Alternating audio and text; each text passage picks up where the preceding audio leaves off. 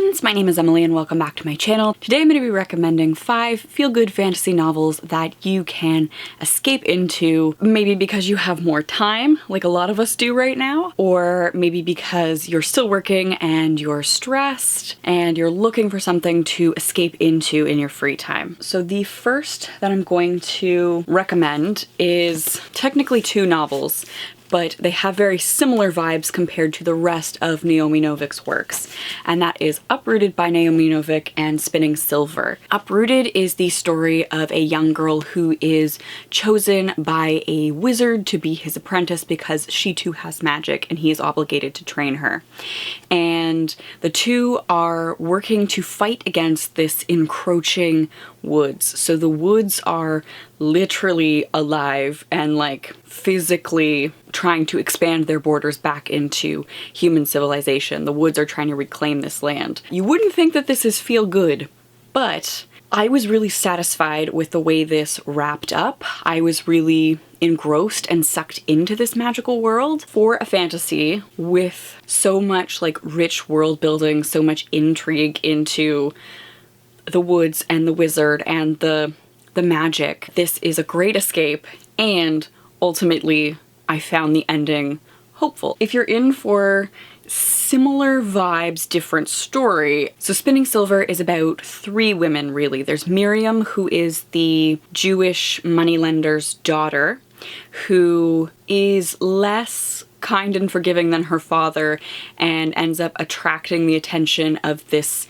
ice prince. There is her servant, who is in an abusive household with her brother and looking for a way to escape. And then there's the Princess Irena, whose father is scheming to wed her to this evil, possessed Tsar. And you would think that none of those things sound uplifting, but by the end, let me assure you, everything works out. It's a very hopeful ending, and again, the world building is just so rich and intriguing that it's a perfect place to escape to, and then it resolves. So those are my first 2 recommendations. In a similar vein, I have The Bear and the Nightingale and The Girl in the Tower. The third in this trilogy, it is out. That's the other thing I'm looking at, is whether or not these are completed or stand alone enough. And so The Bear and the Nightingale is the first book, and that's the one that I'm going to talk about. So these are playing with Russian fairy tales, Russian folklore. Vasilisa is somebody who hasn't fully bought into Christianity as it's moved north. She still acknowledges the old, more pagan ways and ends up, again, attracting this spirit of winter and is much more connected with the environment. The world is very intriguing. There are some relationships in here that are really fascinating, and I got sucked into this world. This is a world that you can escape into. I really enjoyed the first 2 books. I can speak to how escapist the first 2 books are, and I haven't read the 3rd book. It is on my TBR for April. I wanted to recommend something that I did really enjoy, that I did escape into, and that is complete, that you're not waiting for another book. You can get the whole story arc. The next books series that I wanted to recommend are the Wayward Children series. The reason that I wanted to recommend these is because they sort of feel like coming home if you were a child that loved fantasy literature. Like if you loved Narnia, you loved the portal fantasy, you loved escaping into other worlds, this is riffing on those and playing with that idea. So there's some nostalgia there, which I think is very comforting at this time. If you're borrowing like digitally from your library, this would be a great series to get into because they are not so interconnected that you would need to read them in any particular order. So if you're looking for something like that you immediately want to escape into, you can really jump into any of these books. So Wayward Children are children who have gone through a portal into another world that is their true home. They have found a place that feels truly like the space where they belong.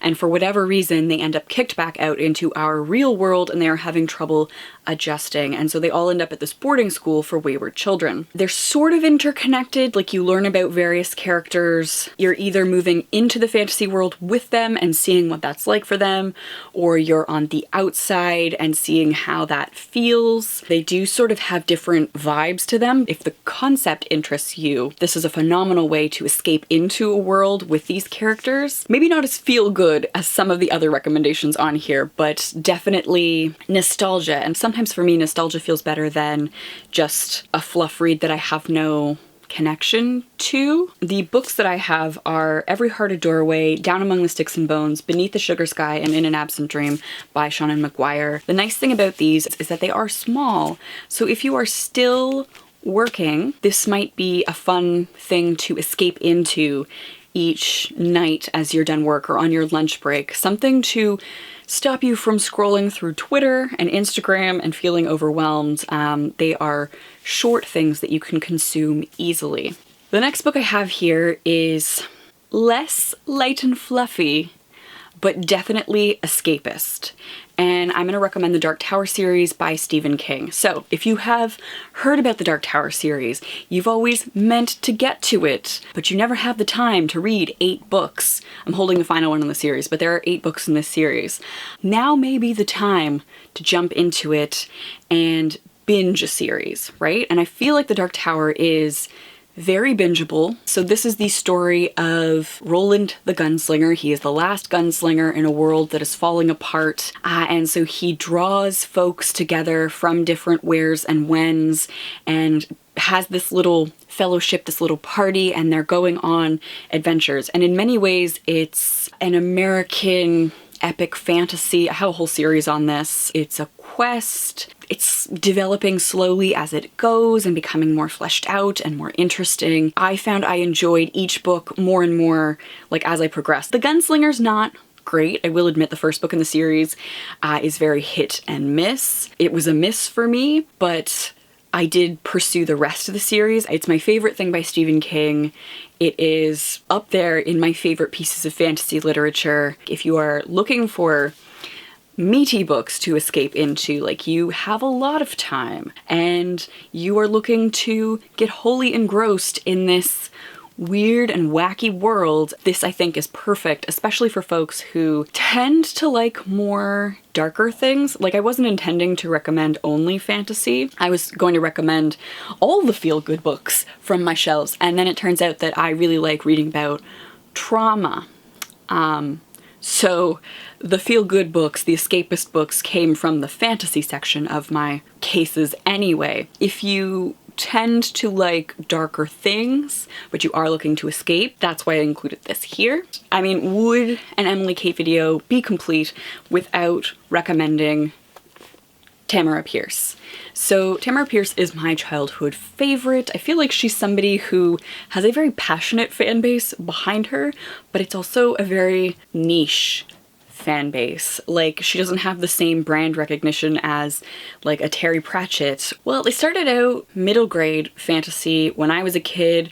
They've been bumped up to teen fantasy, but I feel like they're still fun. And if you're an adult, again, who grew up loving fantasy, these could be great for you. She has a whole series of interconnected quartets. So these are the first books in my 3 favorite quartets from her. There's the Song of the Lioness quartet, there is the Immortals quartet, and then there is the Protector of the Small quartet. So Alanna, the first adventure, is about a set of twins. Tom is being sent to the palace to become a knight. Alanna is being sent to the City of the Gods to become whatever bullshit that women get short-shifted on.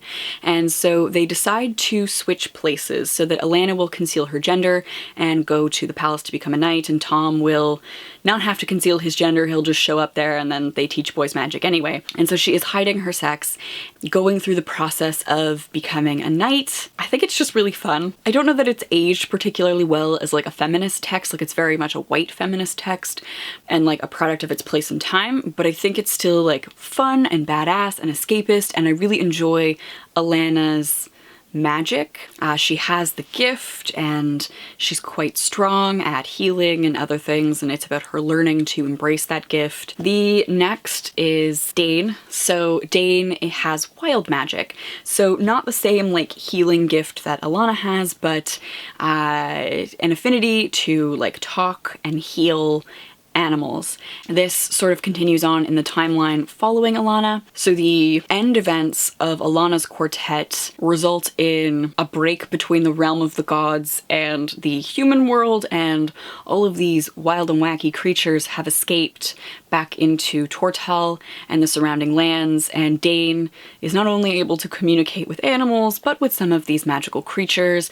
I feel like it's worth it to mention that there is a baby dragon in some of the later books. These are just fun. And we have my favorite, absolute favorite out of the 3 interconnected quartets, and that is Protector of the Small. So this is First Test, the first in the series, and it is about Kel. After Alanna has finished and has revealed her sex, her friend / the king passes a law that women should be allowed to try for knighthood, and Kel is that first woman to openly try for knighthood. It is about the prejudice that she faces as the minority in this situation. Again, because it's happening later, I think a lot of these books came out in the early 2000s, the approach to feminism has changed slightly, and I feel like we get that as we continue on with Tamara Pierce's books. They get more and more with the times in terms of their feminist pedagogy. Kel has this real passion for the underdog, standing up for the underdog. You kind of get the best of both worlds. Like, Kel adopts all these animals and she can't speak to them the way Dain can speak to them, like mind to mind in words, but she cares for them and talks to them as if they're people, and then she's like badass and breaking boundaries like Alanna. So it's a little bit the best of both worlds. I really like how this series concludes. I think it's a really radical and subversive ending to a children's series. There's so many books. So many books. She has a couple of different worlds. Her latest is the Numeric Chronicles, so it's looking at a character from this, and again, even like that is even more radical and inclusive and intersectional. So lots to do here, and I feel like because Tamara Pierce isn't as popular as somebody like Terry Pratchett, for example, you will probably have better luck borrowing digital copies from your library, because I know that when I was scrolling through my library, and my library is pretty, shall we say, sad when it comes to YA and like a backlog, the Alanna books were available in audio and digital. Like, this is coming from a very small community library that I have access to digitally at this moment, and there was no wait list. So unlike some of these other books, which are popular if you are not buying books at this time, or books are not being shipped to you at this time, and you have access to digital libraries, I feel like you have a better chance of getting something older and not as popular. Multiple reasons to include this on this list. Those are 5, loosely 5, feel-good, fantasy, escapist books and series that I feel like might be fun at this weird and strange time. Let me know your thoughts in the comments down below. Have you read any of these books? Do you think you'll pick up any of these books? And are there any fantasy series that you would leave as recommendations for folks who come to this video? Things that you think are feel good and escapist or nostalgic? Leave those for us in the comments down below so that we can find things that are fun and escapist at this time. Thank you all so much for watching. Thank you to my patrons who make videos like this and longer form projects like Lumos possible. I really appreciate their support, especially in these strange times. Thank you, patrons. And until next time, stay safe, wash your hands, happy reading. Bye.